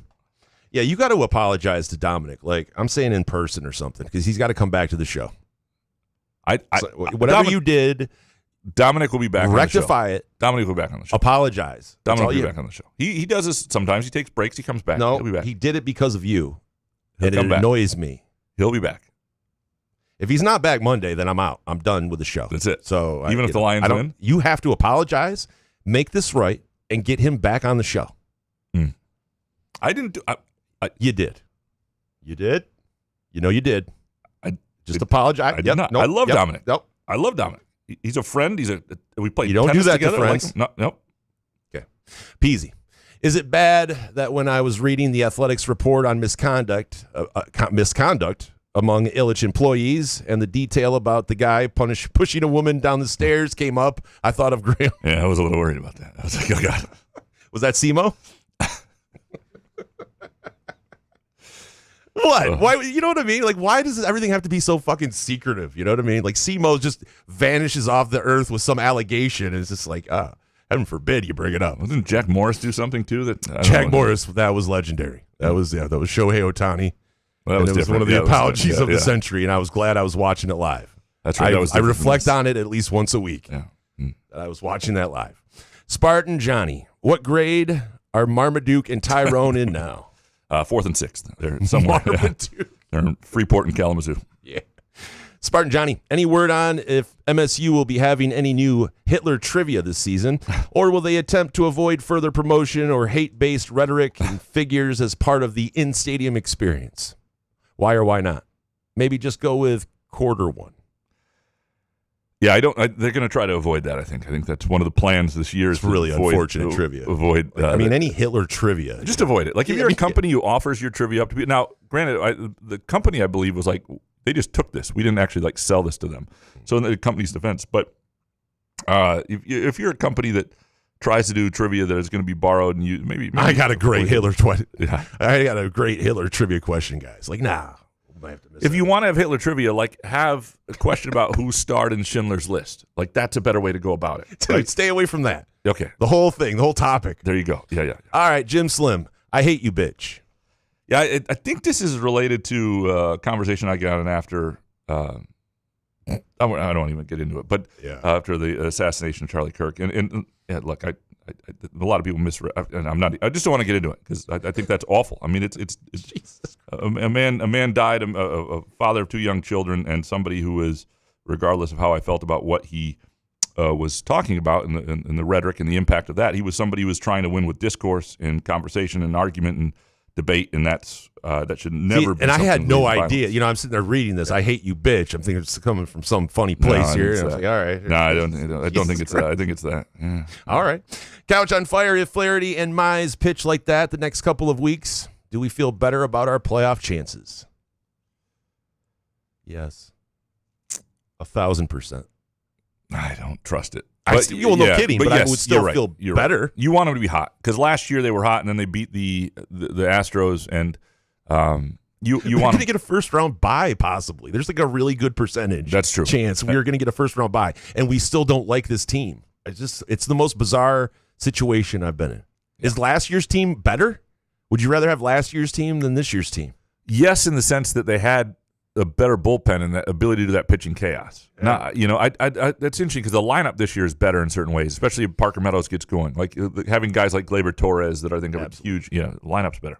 I know. I'm just saying, contrast of the two teams. Couch on Fire. Jason, do you know if you're doing the voice of the great Edward G. Robinson when you do your gangster voice? And on that note, more Jason voices. I think more Jason voices the better. Today's is great. See, Edward G. Robinson. Who's Edward G. Robinson? He sounds familiar. He's from the old-timey times when times were great. There you go. Fart Soup. On Monday, Big John Hogg was pissed about concessions not having souvenir cups. This begs the question. How old is Big John Hogg? Souvenir cups? No, seriously. How old is BJ Hogg? 5,000 years old? Souvenir cups? Ain't nobody got time for that. I think they still do souvenir cups, right? They used to do them all the time at MSU games. I don't know, but maybe that's 20 years ago. I got a souvenir cup at the Lions game. I really enjoyed it. Yeah, I kept it, made sure we got those back home. People like souvenir cups. Yeah. Yeah. Still funny. Fart Soup. Why is everyone bitching about the start time of the USC game? It's a wonderful night game with a kickoff at 8 p.m. Wait, damn it. I'm going to be back in Lansing on the 20th, 11 p.m. Total ass. Will you stay up to the end of that game? Yes. You will. Okay. Yeah, it's for the show. I do. Yeah. It's the Lions, Michigan State, certain games I will definitely stay up for. It's rough though. It'll affect your next day. It'll be rough. Suck. Yeah. I'll have to get some cocaine. I'm going to have a problem. I have to go to rehab for 2 days, and then I'll be back. There you go. Fart Soup. If Groovy Donuts started a side company that takes X-rated donut requests, things like a custard-filled Long John in the shape of a mule, or maybe a chocolate cake donut with a nipple on it, what would you call it? Horny donuts? You know what? Just do your ad read. A little side gig from Groovy Donuts, a separate site you get to in the dark web, where you put in. I've always wanted to get on the dark web. I don't even know where it is. I have no idea. I'm not cool enough to be on the dark web. Do you Google dark web and does it take you somewhere? I think if you Google dark web, the cops just show up. Don't want to do that. Like, we'll not do that. Yeah, okay. I would hope so at least. Yeah. Now Groovy Donuts does it perfectly. They will do. I would say obscene requests are probably not great. But that. Well, if you say mule. Well, Fart Soup did get the really good pianist on donuts for us, so they will make exceptions. But that's kind of a really fun bit. Pianist. That's just don't make it too obscene. Is all I'm saying. Yeah. They're happy to help you. This is how good Groovy Donuts is. Really good pianist. They made that a donut. Yes, incredible, amazing. Hans Jurgen. After Youngstown State, who else on our schedule will MSU be favored against? I barely see 6 wins out there. Oh, it's a good question in terms of who they'll be favored. They won't be favored against USC. I don't think they'll be favored against Nebraska unless they beat USC and Nebraska fall. You can see how things change as the year goes on. But based on who teams are right now, they probably won't be favored at Indiana. Again, you beat other teams, that changes. They'll be favored against UCLA. They'll be favored against Maryland. So there's 5 games they're going to be favored in. And then the question is, how many of the other games do they win? And there are going to be a lot of toss-ups or games they're slight underdogs in. At home against Michigan. Who knows what Michigan is by then. These will all be Michigan usually gets a little bump for being Michigan with the Vegas. It's a good point, though, for sure. Hans Jurgen, do you have a Robinhood or similar online investment account? I've been putting gambling winnings in my Robinhood. It's like sports betting, but with lower risk. I enjoy investing in companies that compete against people I don't like. I do have a Robinhood account. I don't do a ton with it because it's unlike sports gambling. It's not as much happens quickly, so it's a little annoying. Yeah. But it's like any investment. Like season-long bets? Yeah, it's sort of like having a really low season-long bet. It really sucks. You're like, God, I got to wait till May to get $100 out of that? What the hell? Season-long bet, but for the season in 2030. Yeah, it's not great. Hans Jurgen, I won 804 bonus bets in a first TD contest on the Brazil NFL game. The bets expired in a week and made all kinds of crazy bets throughout the weekend. I didn't hit any big parlays, and in the end, I wound up with $350 in winnings. How would you have spent the bets? Put $402 on both sides of the game? So it expired, so you had to do it quickly. Why would they let you win that? And then expire it? That's weird. Why would it expire in a week? Yeah, I don't. I guess you just fire them out. Yeah, I would try to.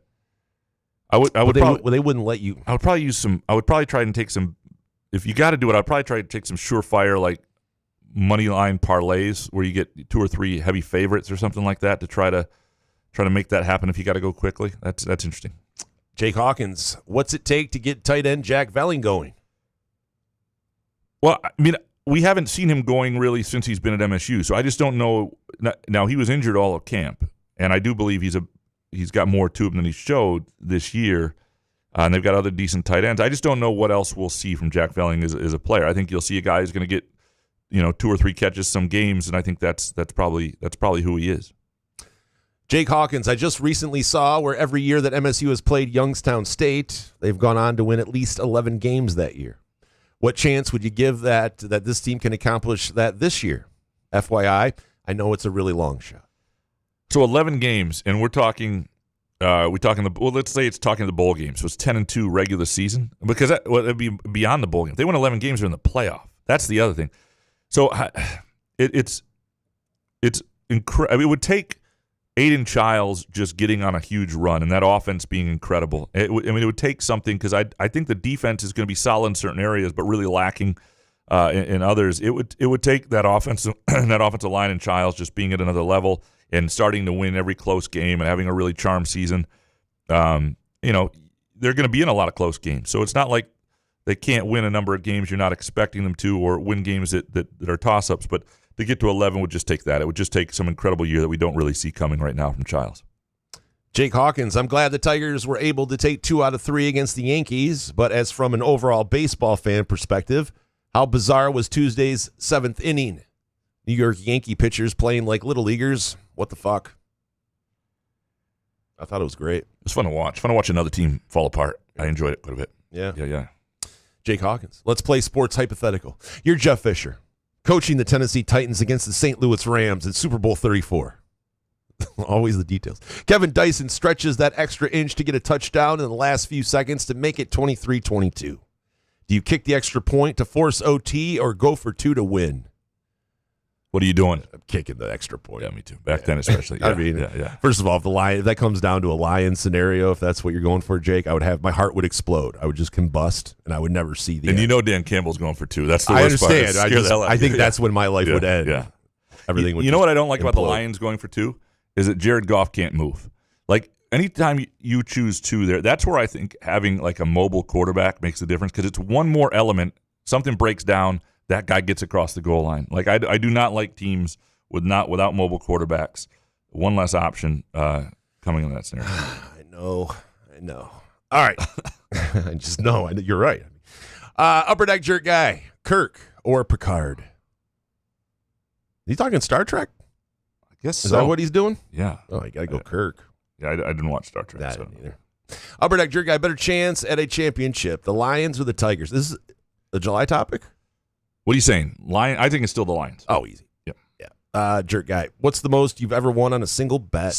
Biggest single bet you've ever won. Tiger Woods, 2019 offshore book, baby. What do you win? The Masters. It was $500. Nice. Yeah, I won $2,000 off a futures bet on Pitt football to win the ACC a few years ago. Jesus. And it was one of those things where for a while there was. Did you give that out on the show? No, because it was like I used to do these long. Well, I might have. We talked about it on the show. We did talk about it because. Could you just say yeah? No, just say you did give it out on the show because I mean that's kind of crazy if you didn't. It's one of the things that was lost with the divisions for a while. For a while, you had a couple divisions in the Big Ten and the ACC where Ohio State was on the other side and Clemson was on the other side, and 2 divisions. And so the other division in those 2 leagues, it was pretty much a toss-up for a lot of teams, but they were hugely long odds. So somebody was going to get to the championship game. And that was the year that Pitt wound up winning it, and they were one of the teams I had, and so it was like $2,000. Yeah, it was like a $20 bet paid $2,000 or something like that. It was incredible. Nice. Yeah, it was very nice. Jerk Guy, how many pre-conference wins will the Spartan basketball team have? Let's say pre-conference was, you're not talking about the 2 conference games they play in December, so they're playing 11. Give me 9 wins. And lastly, from the Jerk Guy, does Borborygimi bother you? Borborygimi. Borbo, Borborygmi. Borborygimi. So the dictionary says that it's a rumbling or gurgling noise made by the movement of fluid and gas in the intestines. Oh, my wife knows about this. She hears this all the time from me. Yeah. Yes, it bugs her. So there's that. It would probably bug me if I wasn't trying to hide it in my own stomach quite often. Let's take a really quick break. We're going to come back and do some picks before we get out of here. Couch in the Rube, our Friday show presented by our friends at Firekeepers Casino and the Firekeepers iCasino and Sportsbook app. Firekeepers Online Casino and Sportsbook is the site to play from your phone, tablet, or laptop. Get in on all the football action with pre- and in-game wagering. There's showdowns every week in football that you can't miss. Plus, the college and pro hoops are red hot, and the pucks are cool. Get your first casino deposit and sports wager matched up to $500 each. Terms and conditions apply. Must be 21 or older and located in Michigan. Gambling problem? Call the Michigan Problem Gambling Helpline at 1-800-270-7117. Where else can you cheer on your team? Enjoy a mouth-watering burger or savory sushi. Sip on handcrafted cocktails or one of 46 beers on tap. Take your game day or date night to Cask & Company Kitchen Bar or Front 43 Neighborhood Pub near Frandor. 2 amazing places with 1 awesome blended modern American Asian menu. Catch the game on one of 30 60-inch TVs or stop in for the all-you-can-eat lunch buffet. Enjoy happy hour or elevate your night out at Cask & Company or Front 43 on East Saginaw in Lansing. Find Couch in the Rube podcasts on Spreaker, iTunes, iHeartRadio, Spotify, YouTube, Facebook, Google Podcasts, CastBox, and the Rube's favorite podcast addict.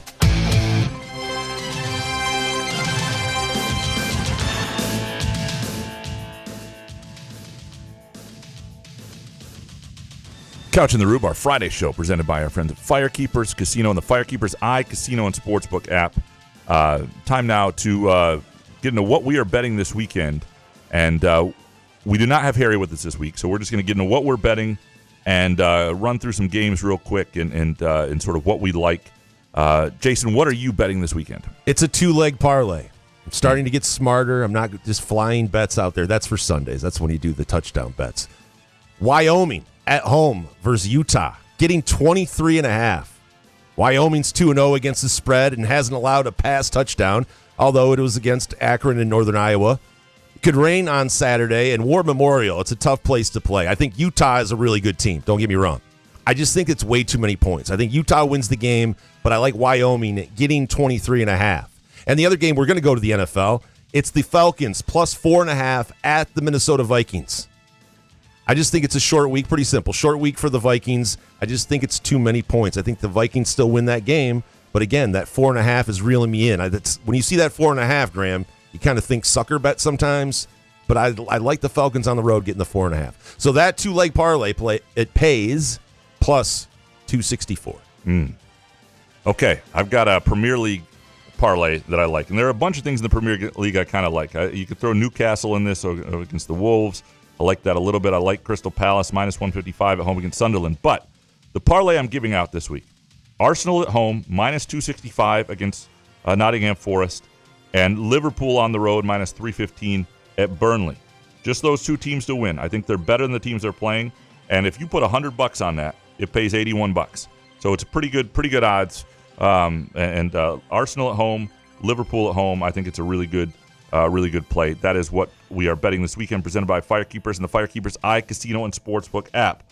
No Harry. So these are the games we're going to pick this week. We're just going to run through them. Not too much analysis here. What we like, because there are a couple I really do like. There, Michigan State game I have not seen a line for yet. It eventually will drop.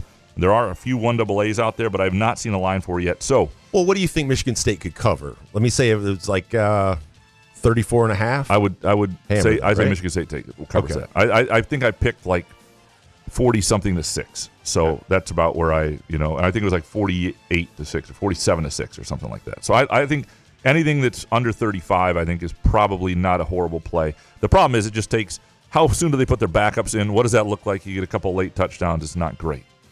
All right, first game, CMU plus 27 at Michigan.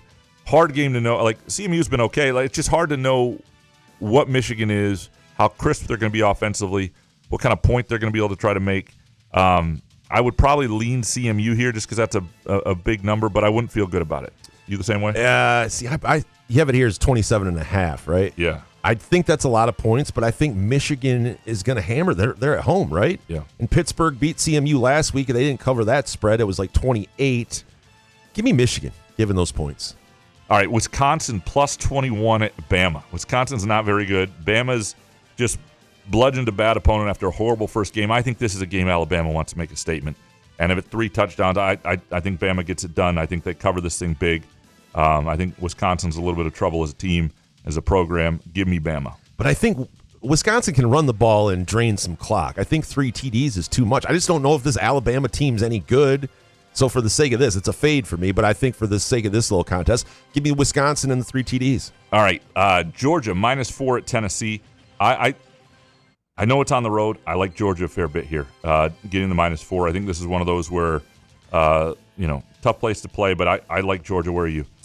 Yeah, the 4 scares me, but I think that's they're trying to sucker you into Tennessee. Give me Georgia, -4. One of my favorite bets of the week, South Florida plus 17.5 at Miami. I think South Florida's for real. Obviously upset Florida last week, beat Boise badly. I think Miami's good, but 17.5 is a lot of points for a team that's been upsetting the favorites or at least and pounding Boise. I think 70. I'm going to sprinkle on the money line here too, but I like South Florida plus 17.5 against Miami. How about you? I mean, if Miami covers this spread, I will think about them a lot differently if they cover the 17 and a hook. So give me USF with those points. All right, NFL Bears plus 6 at the Lions. I think the Lions make a statement this week. I think they win by 10, 12 points, something like that. Jared Goff. Must win. Yeah. It's our core foundation, man. Grit. You know my pick. I'm irrational with the Lions. Don't listen to me. Broncos -1 at the Colts. I think this is interesting. This is one everybody thinks, the Broncos are better. Colts looked okay last week. Broncos did not get great quarterback play. The defense is incredible, though, and I think the defense against a shitty Colts quarterback situation, give me the Broncos here. I don't love it, but I'll take it here. I just don't trust Daniel Jones back-to-back weeks. Give me the Broncos. Eagles -1 at Chiefs. Really good game. Where are you at? God, coin flip. I hate these games. Yeah. It would be a fade. Give me the Chiefs at home. I'm with you. Everybody loves the Eagles. I'm on the Chiefs here. Chiefs underdogs home, even if it's slight, I'll take it. Lastly, Falcons +3 at Vikings. You like the Falcons here. I got it at 4 and a hook. If you give Falcons +3, I'm not really a fan of that number. But, yeah, I did get it early at 4.5. But, yeah, give me the Falcons with the 3. I think the Falcons in the 3 is the play. If the Vikings come out and McCarthy's great from the beginning and they can run the football and they're great, then we'll look at them a whole lot differently. I think we'll figure that out. That is what we're betting this week, presented again by Firekeepers and the Firekeepers iCasino and Sportsbook app. Also want to thank Midtown Brewing Company. Great place for any occasion, for a date night this weekend, to catch a game, for trivia on the 25th, Sex and the City trivia, just for anything. They got some unbelievable menu items going on. It's Mushroom Month, this incredible mushroom soup. I'm telling you should try it there at Midtown Brewing Company. Also want to thank Groovy Donuts. Make Groovy Donuts part of your weekend. 2 locations, Lake Lansing Road and East Lansing, 7 a.m. to 1 p.m. Thursday through Sunday. Go to groovydonuts.com and place your order today. Good show, man. Yeah, man. Good luck Sunday. Oh, thanks. Couch in the Room.